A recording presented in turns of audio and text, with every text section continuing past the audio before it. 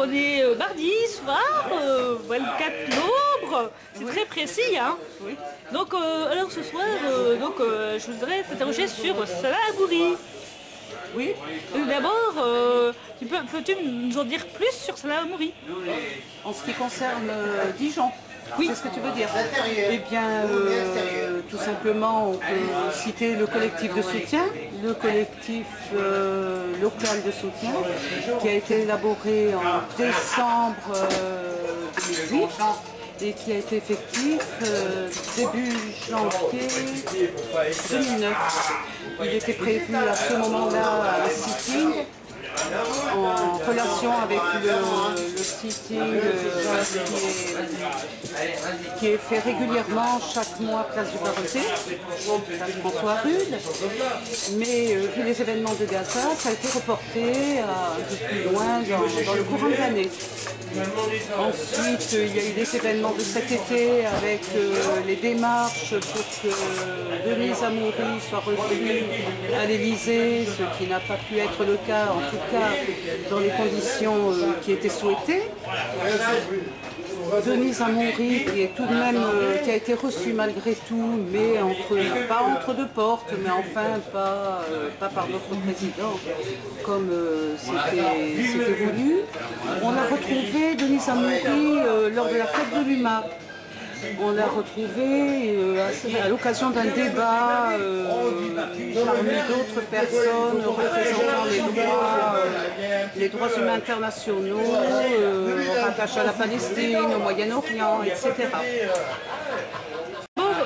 Lorsque tu as entendu François Clouzet parler de Salah Hamouri sur France 2, qu'est-ce que tu as ressenti Eh bien, bon, d'abord j'étais contente qu'enfin on en parle sur une chaîne à grande écoute. Je pense que c'est totalement bénéfique dans la mesure où, ma foi, quelle qu'en soit la raison, tout simplement le nom de Salah Hamouri est de plus en plus reconnu. Il y a ce support médiatique dans l'esprit de nos concitoyens, parce qu'il faut bien dire une chose, c'est que jusqu'à présent, son nom, sa situation, le pourquoi du comment de sa situation était totalement occulté. Et lorsqu'on demandait à n'importe quelle personne dans la rue, on demandait si elle connaissait le nom de Salah Hamouri, la personne de Salah Hamouri, c'était une illustre inconnue.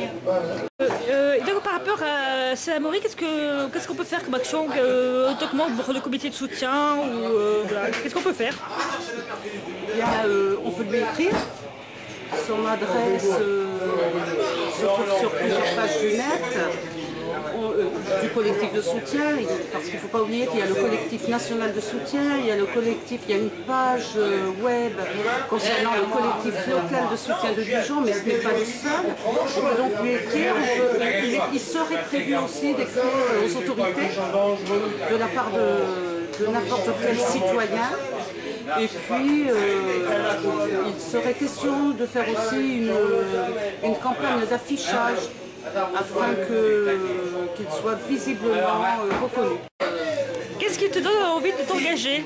Pardon? Qu'est-ce qui te donne envie de t'engager? Dans un domaine particulier ou l'injustice, le non-respect des droits de l'individu, le fait qu'on l'empêche de pouvoir s'exprimer librement, soit en écrivant, soit en parlant, par n'importe quel moyen.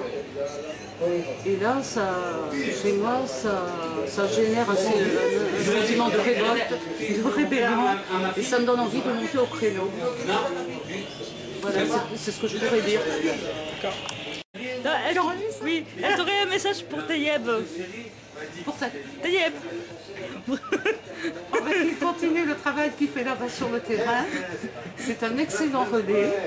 Il me donne beaucoup d'infos. Il se tient au courant de tout ce qui touche aux droits de l'homme, nationaux, internationaux, autant que dans la moindre enclave local. Il se révolte lui aussi, c'est un militant, un citoyen qui se révolte de chaque injustice qu'il peut noter sur son passage. Moi je souhaite qu'il ne change pas, qu'il continue sur sa trajectoire, c'est tout bon. Donc pourquoi rejoindre le comité de soutien à Salah Hamouri? Pourquoi rejoindre le comité de soutien à Salah Hamouri? Tout simplement pour combattre une injustice par rapport à un citoyen libre qui se retrouve du jour au lendemain confronté à l'emprisonnement, l'étouffement de ce qu'il veut dire et démontrer. Voilà, c'est tout ce que je veux dire. Pour l'amener à être libérée. Enfin, d'une manière claire, nette et sans bavure. Est-ce qu'on a des nouvelles de lui récemment? Oui, nous avons des nouvelles de Salah très régulièrement par le biais du collectif national de soutien, dont le représentant est Jean-Claude Lefort.